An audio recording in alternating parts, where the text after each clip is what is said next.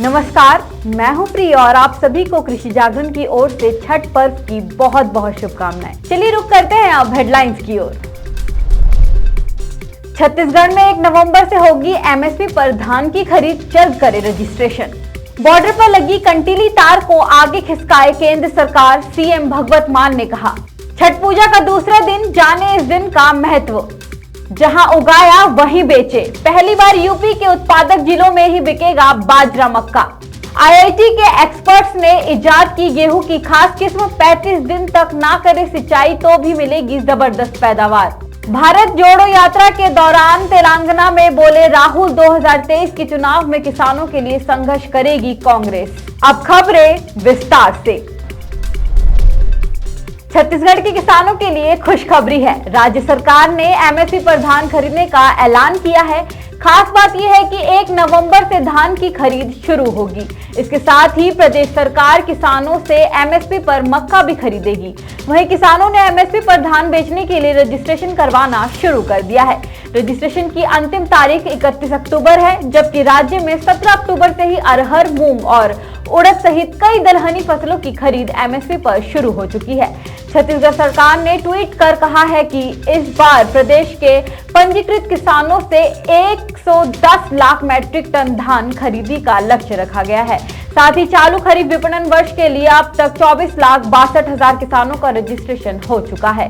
और जिन किसानों ने अभी तक रजिस्ट्रेशन नहीं किया है, वे धान की बिक्री के लिए एकीकृत किसान पोर्टल kisan.cg.nic.in पर जाकर पंजीकरण करवा सकते हैं।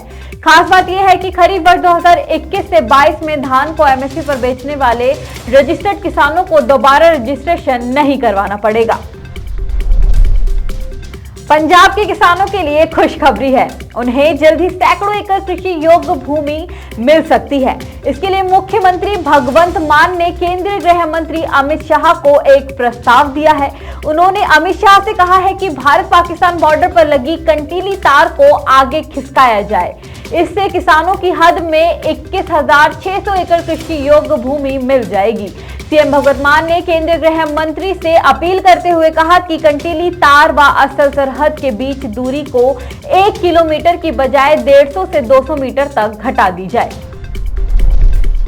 छठ के महापर्व की शुरुआत 28 अक्टूबर से हो गई है। छठ का पहला दिन नहाए खाए होता है। छठ के व्रत को सबसे कठिन व्रत माना जाता है। मान्यता है कि जो महिलाएं छठ के नियमों का पालन करती है, छठी माता उनकी हर मनोकामना पूरी करती है। बता दें, छठ पूजा में सूर्य देव का पूजन किया जाता है। ये पर्व 4 दिनों तक चलता है। छठ पूजा का प्रसाद बनाने की परंपरा भी है।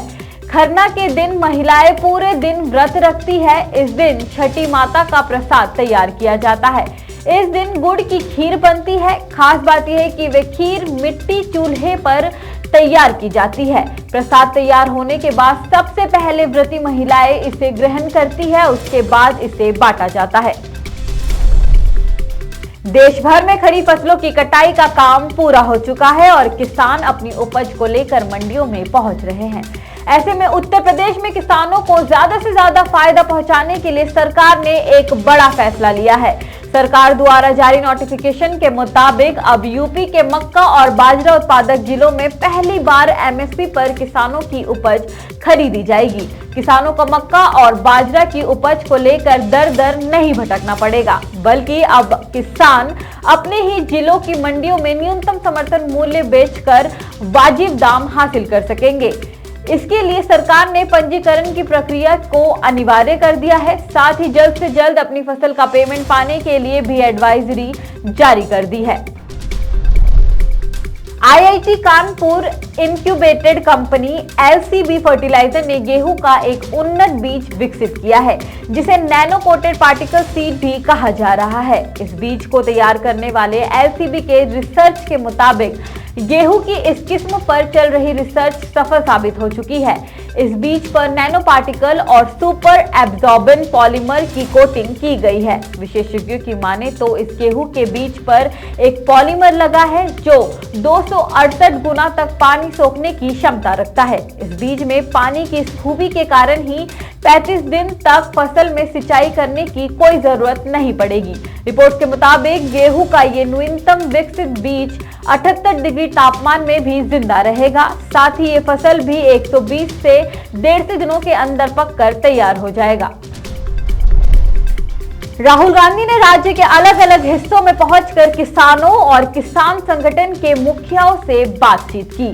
उनके साथ यात्रा में शामिल ऑल इंडिया कांग्रेस पार्टी के सचिव जयराम रमेश ने किसानों, काश्तकारों की आत्महत्या राहत कोष और भूमि रिकॉर्ड पोर्टल धरनी से संबंधित समस्याओं पर किसान संगठनों से चर्चा की। जयराम रमेश ने अपने ट्विटर हैंडल से ट्वीट किया कि राहुल गांधी ने यात्रा के दौरान किसानों और किसान संगठनों से वादा किया है कि विधानसभा चुनाव 2023 के पार्टी मैनिफेस्टो में किसानों की समस्या को वरीयता देंगे। तेलंगाना और आंध्र प्रदेश राज्यों में कपास की खेती करने वाले किसान चालू सीजन के दौरान एमएसपी 12,000 रुपए बढ़ाने की मांग सरकार से कर रहे हैं। कपास किसान संगठन ने कहा है कि मांगों को लेकर 29 यानी आज से 31 अक्टूबर तक प्रदर्शन किया जाएगा। इसमें राज्य में कपास की खेती करने वाले सभी किसान शामिल होंगे। कपास किसानों ने दावा किया है कि 1 क्विंटल कपास उत्पादन के लिए 8,000 प्रति क्विंटल लागत लगती है। इस साल असामान्य रहे मानसून के कारण कपास की फसल प्रभावित हुई है। इससे उन्हें अतिरिक्त श्रम और फसल रख रखाव के लिए ज्यादा खर्च झेलना पड़ा है।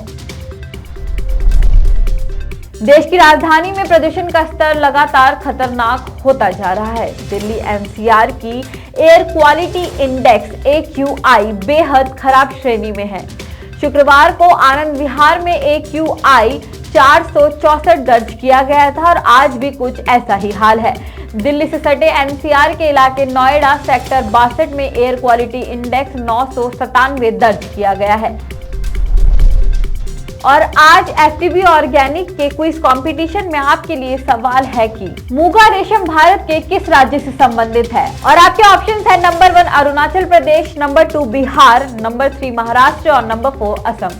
तो देरी किस बात की है? फटाफट से इसका जवाब कमेंट करके जरूर बताएं और जीते FTB ऑर्गेनिक के डिस्काउंट कूपन और ढेरों इनाम। साथ ही ऐसे अन्य जानकारी के लिए बने रहिए हमारे यानी कृषि जागरण के साथ। धन्यवाद।